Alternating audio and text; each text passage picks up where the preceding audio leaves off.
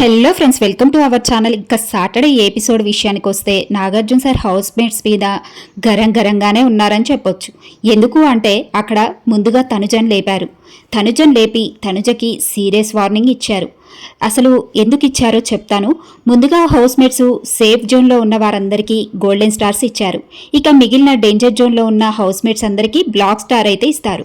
ఇక అది అయిపోగానే ముందుగా తనుజని లేపి ఒక వార్నింగ్ ఇస్తారు. అది ఏంటి అంటే, బెడ్ టాస్క్లో నువ్వు వాడినాట కరెక్టే అనిపించిందా నీకు అంటారు నాగార్జున సార్. అసలు ముందు ఆడపిల్లల్ని తోసేద్దామనుకున్నారు అబ్బాయిలందరూ కలిసి. అలాంటప్పుడు నువ్వేం చేస్తున్నావమ్మా? నువ్వు ఆడపిల్లల తరపున పోరాడి ఉంటే ఇంతదాకా వచ్చేది కాదు కదా. సంజన ఆట నుండి ముందే వెళ్ళిపోయింది. ఆమెని ముందే తోసేశారు అందరు కలిసి. ఇక వెళ్ళిపోయి పక్కన కూర్చొని కూడా ఆడపిల్లలు కలిసి ఆడండి, విడివిడిగా నుంచోకండి అని ఆ పక్క నుంచి చెప్తూనే ఉంది సంజన. అప్పుడేమైనా మీకు సెన్స్ లేదా అమ్మా?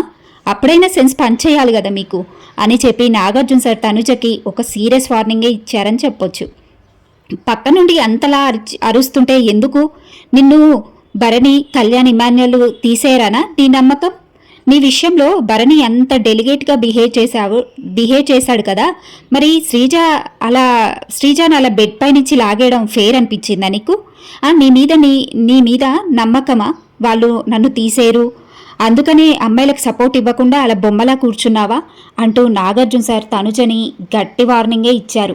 ఇక పక్క నుంచి సంజన చెప్తూనే ఉంది, ఆడపిల్లలందరూ కలిసి ఆడండి, కలిసి ఫైట్ చేయండి అని చెప్తున్నా కానీ తనుజ అక్కడ పట్టించుకోకుండా ఎలాగో ఇమాన్యుల్, కళ్యాణ్ నన్ను తీసేరు, భరణి నన్ను తీసేరు అని అలాగే కూర్చొని ఉండిపోవడం తనుజ చేసిన తప్పు అని చెప్పి నాగార్జున సార్ అయితే అక్కడ తనుజకి ఒక 10 నిమిషాల సేపు ఆమెకి సీరియస్ వార్నింగ్ ఇచ్చారు.